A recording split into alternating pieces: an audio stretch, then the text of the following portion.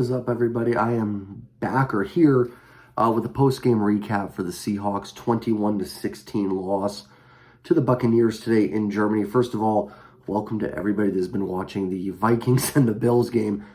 Game of the year, I was going to make this about 15-20 minutes ago, but I had to finish that game. Just an incredible game between the Vikings and the Bills. Every time I do this, I yawn. But an incredible game between the two of them. So congrats to the Vikings on getting that win. What a game that was.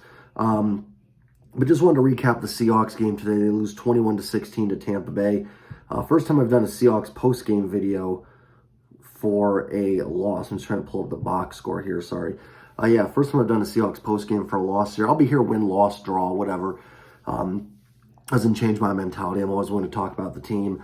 I think for this game, it really comes down to the run defense today. That's where I got to start. Just really baffling to me because Tampa Bay has had no success running the football all season. And not only did Leonard Fournette have some success, 14 carries, 57 yards, but Rachaad White also had a big game. He had, have it here. He had 22 carries for 105 yards. Fournette also added a touchdown.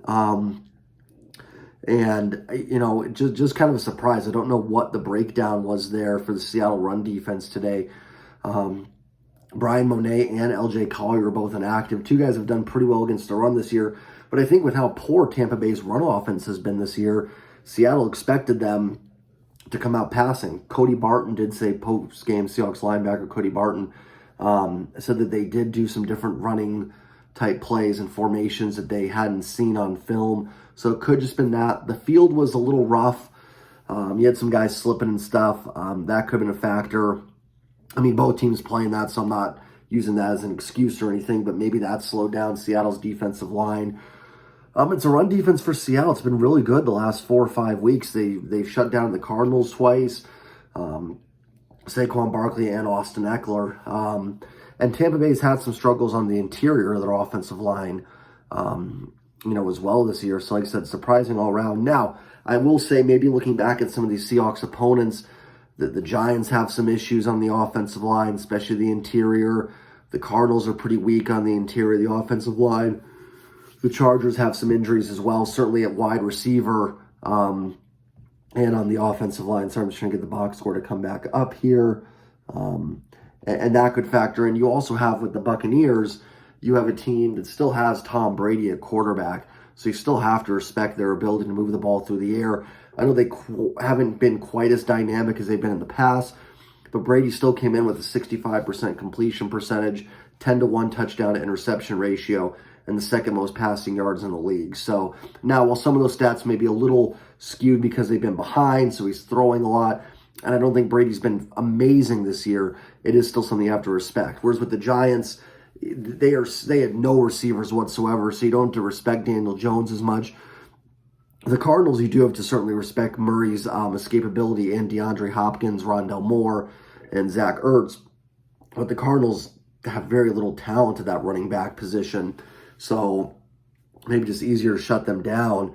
And the Chargers were without Keenan Allen for the second half and Mike Williams for a good portion of their game too. And, it just is what it is. So definitely disappointing to see the Seahawks struggle that much on the run defense. As far as the results of the game, I said last week the goal when you're playing Arizona and Tampa back-to-back, two teams that were desperate for wins. Now, I think Arizona was much more desperate than Tampa. I think, Arizona's season probably ended last week. For lack of a better term, I don't know why I put that in quotes. It's not really that's not really an air quote comment, but you know what I mean? Whereas Tampa is in pretty good position in the South, regardless of what happened today. But you're still playing a Bucs team that needs to start getting some wins. So you knew you were going to get their best game. You knew you were going to get the Cardinals' best game last week. And Seattle came out of that 2 road games. Obviously today was, a neutral site and probably more Seahawks fans there than Bucs fans.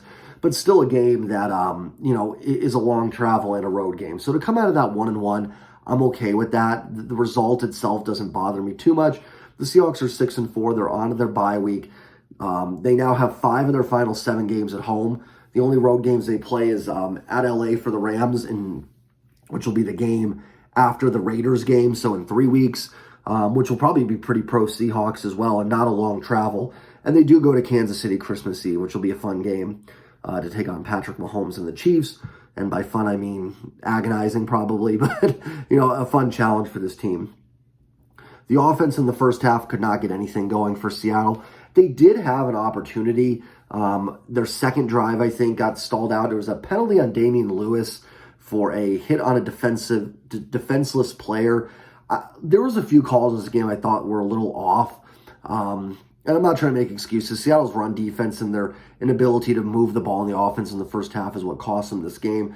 But I don't get the hit on defenseless players call. I can understand maybe a receiver in the air or a guy going out of bounds, a late hit. But it was a defensive lineman that was on the field. The play was still active, and Lewis, pushed him down. Now, did that block mean anything? Was that going to change the outcome of that play? No, but you're on a football field. I guess I just, how do you know who's defenseless? Your job is to hit people out there. So, I don't know. Sometimes, are we trying to make this game that soft in certain instances? And maybe it was, they're saying blindside, whatnot. And maybe Lewis shouldn't have just done it at all and just let it go. But, I mean, even that with some of this, it's like, you're on the field, then the defender needs to look where people are coming from and be ready for it. So I thought that was a little bit a ticky-tacky call. I'm not really sure why the offensive pass interference flag when the Bucs went up 21-3, why that flag was picked up. And the explanation I thought was very weak. I guess Pete Carroll's in his press conference, the refs mentioned that the flag that they would have thrown was on the other side of the field.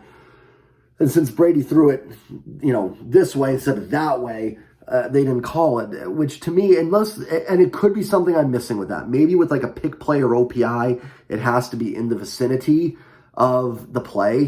There are certain rules where I'm like, you watch the game for 30 years, but there's always a rule that pops up you don't know. But to my understanding, that's still a penalty, even if it happens on the other side of the field. Now, at the end of the day, did that change the outcome of that play? Not really, because the play was to that side that they just didn't defend it well. But I don't really get that one. That was it, actually. There was a flag they picked up on Levante David on a late hit on Geno, which I thought was the right call to pick that up. Geno went into a slide, as did David at the same time. There's nothing Levante David can do there. That was a good flag pickup on the part of the refs. So it was really just the two calls, and it wasn't anything that I thought was super egregious. Nothing that I think would have changed the outcome of the game. But the Lewis one might have cost them 3 points. And the OPI might have cost them 4. So definitely just frustrating. But that's every football game. There's always 2 or 3 calls that you think, if we would have had this. There was probably a call that went against the Bucs somewhere that, Jordan Brooks got away with an obvious face mask on a play. So it happens. The Geno Smith fumble was another brutal one. It was 14-3. Seattle had taken all the momentum after that. Leonard Fournette interception to Tariq Woolen trying to hit Tom Brady. I also think Woolen kind of deked them into that because they ran the Wildcat a few plays before, and Woolen didn't even guard Brady, which I was glad to see because I hate when the DBs go out on the quarterbacks on those plays. And I get you could just throw it to a wide-open quarterback, but they are not throwing the ball to Tom Brady in that situation. Maybe I shouldn't say that because they did end up doing it. So Woolen made the right play, come down, let Brady stand there by himself. The Bucs clearly saw that and then actually threw it to Brady, and Woolen went back and made the interception. So you can add a tackle to Tom Brady's ledger now too. So I don't know if that on his Hall of Fame plaque will say 1 tackle. It was a penalty. Actually, a smart trip by Brady because I wonder if Woolen would have taken that back. He would have had a lot of room to run. But anyways, in the ensuing drive, Seattle's moving the ball well. They moved the ball well in their first drive of the second half. Unfortunately, had to settle for 3. They're moving the ball well in this possession. And on third down, it looks like what Geno said was a design quarterback draw. Very odd because it looked like the O-line was pass blocking. Geno got a hit and fumbled. Probably should have just gone down. Looks like he's almost trying to fight to get back a half yard, which just wouldn't have made a difference at that point. And even if you get a field goal there, 14-6, and maybe that changes a little bit of the game at that point. Also frustrating that in the fourth quarter, Seattle couldn't get the ball back. They get down 21-3. They get the touchdown to Lockett. the interception by Cody Barton. I think that's his first career pick. Congratulations to Cody. And then they go and get 2 big 4th down conversions on the drive, and then that great catch by Marquise Goodwin, who has really been an underrated signing for this team, and been kind of a true number 3 for them that they've needed behind Lockett. I almost said Metcalf and Lockett and Metcalf. I was about to say that in my head. And he made a tremendous catch on the 4th down. On the touchdown, looked like the play was designed to go underneath or even have Geno run it, and he found Goodwin. A shame they couldn't get the ball back. They had 3.5 minutes, and they couldn't stop Tampa. They couldn't stop the running game. It was really just the story of the game. They could not stop Tampa on the ground, like I said, which was really frustrating because Tampa has struggled to run the ball all season. But Seattle just could not get the crucial stops. They didn't even have a lot of plays that they blew up. Even Tampa's not as successful runs managed to get 2-3 yards, which put Tom Brady in a chance on 2nd and 7s, 3rd and 4s to convert first downs. And Tom is a, what's the word I'm looking for? A surgeon on those. He's going to nickel and dime you on 3rd and 3s, 3rd and 4s. Does he have the arm strength he used to have? No. Does he have the mobility? He's never been very mobile, but he's probably even less mobile than he's been. But he can still get you on those, 3rd and shorts. And you've got athletic players I should say physical guys. They're athletic, obviously, but more physical receivers with Godwin and Mike Evans that can really body you up and make those plays on 3rd downs. I thought the Seahawks DBs matched up well with the Bucs receivers, and they didn't do too bad. I mean, you look at the Bucs receiving totals, and Godwin was 6 for 71, Evans 5 for 54. That adds up to 11 for 120. So, I mean, not bad, but the receivers certainly did enough. And, the tight ends were getting open over the seam too. Jordan Brooks almost had a pick on a tight end seam route as well. For the Seahawks, Seattle tried to get that run game going in the first half and just couldn't do it. I don't have a problem with that. I mean, Tampa struggled to stop the run this year, and their secondary is really good with guys like, with some of the guys they have out there. Jamel Dean's a great corner, Antoine Winfield. So I'm not shocked or mad that Seattle tried to get the run game going. It just didn't get established. Kenneth Walker kind of shown to be a boom and bust back, 10 carries, 17 yards. Not good enough. He was not great a couple weeks ago against the Giants. In fact, I think DVOA, Football Outsiders, had him as the worst back of the week that week. I think he's been really good other weeks. Definitely a game where I think they missed Rashad Penny. In the second half, they just threw the football and went with it. And they did start to move the football. Geno ends up 23 of 33 for 275, 2 touchdowns. I thought Geno was fine. There were some misses in the first half. And, it's going to look like they played really bad in the first half. They didn't play good by any means. But, if Lewis doesn't get called for that penalty, maybe if they go for that 4th down, they had a chance for maybe 3 or 6 points somewhere in there. That's not great. But it's a good Buccaneers defense. And it's a decent Buccaneers team. Do I think they're a Super Bowl team? Not right now. I don't think they're playing at that level.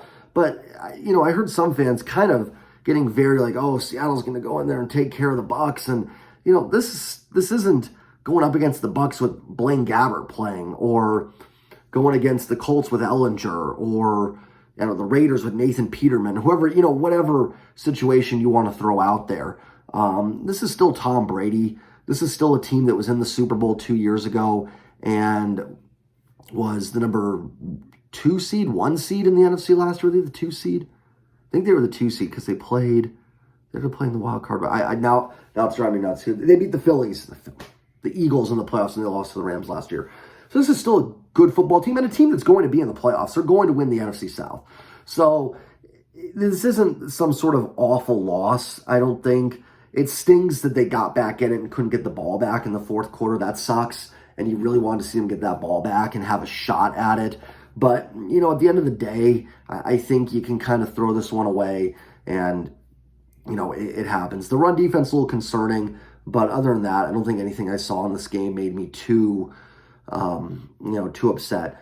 I thought Geno was fine. They were a little off in the first half. Part of that was the defense wasn't getting off the field. Even though the Bucs only scored 21, not that 21's not a lot, but it's not a ton of points. It felt like they really controlled the ball on offense, and really made kept Seattle's defense on the field for a lot of the game. And they probably should have scored more. I talked about a couple of the calls I didn't like. I mean, had Tampa decided to just run the football instead of having Leonard Fournette throw a pass, they might have even won by more. So those things go both ways, for sure. I want to talk a little bit about the fourth down. Seattle had a 4th and 5, I think, at the 39 in the first quarter, and they punted it. Certainly a lot of people thought they should go for it. I didn't have a problem with that against a good Tampa secondary and a good Tampa defense. You're trying to pin Tampa deep. Their offense has struggled this year. Their defense has been really good. The thought you can pin them back deep. They hadn't done a great job moving the ball, and you can get good field position on the next drive. I thought made sense. I had no problems with that punt. I think it's too long. I don't like kicking really long field goals unless you're in a position like, they were down 14-0, got to get some points. If it's at the end of a half when the field position doesn't matter, or if it's at the end of the game when it's to win it. Other than that, though, I don't like kicking long field goals because it gives them an extra 10 yards of field position. Either go for it, your punt. And it was 4th and 5, so it's an obvious pass situation against a good secondary. I get people want to go for it. Wouldn't have been mad had they gone for it. Would have totally understood. But I had no problem with punting the football there. So, it is what it is. Congratulations, any Buccaneers fans that are watching this. I definitely think you guys are going to win the division. No problems. For the Seahawks, it's move on. It's I don't want to say throw it out because there were some concerning things I think the team needs to work on. But I'm hoping just kind of that run defense, a little bit of an aberration, and it can get back going here in a couple weeks. Good time for the bye week. Listen, if you would have told any Seahawks fan before the season they'd be 6-4 at the bye, I don't know who wouldn't have signed up for that, to be honest. So if you wouldn't have signed up for that, sorry, I don't know what to tell you. This team's in great position. They're going to be in first place no matter what happens tonight with the Niners. So they're still in really good position here to get into the playoffs and make some noise. I still think they're a good football team. I think they just ran into the GOAT today and Tom Brady and a Bucs team that really committed to that run game, did some things differently, and played some good D and won the game. It happens. That's a good Bucs team. The schedule eases up a little bit. Depends on what you think of the Rams, the Raiders, kind of what your thoughts on those teams are, the Jets as well. But certainly now 5 out of the final 7 at home. Plenty of opportunity for the Seahawks.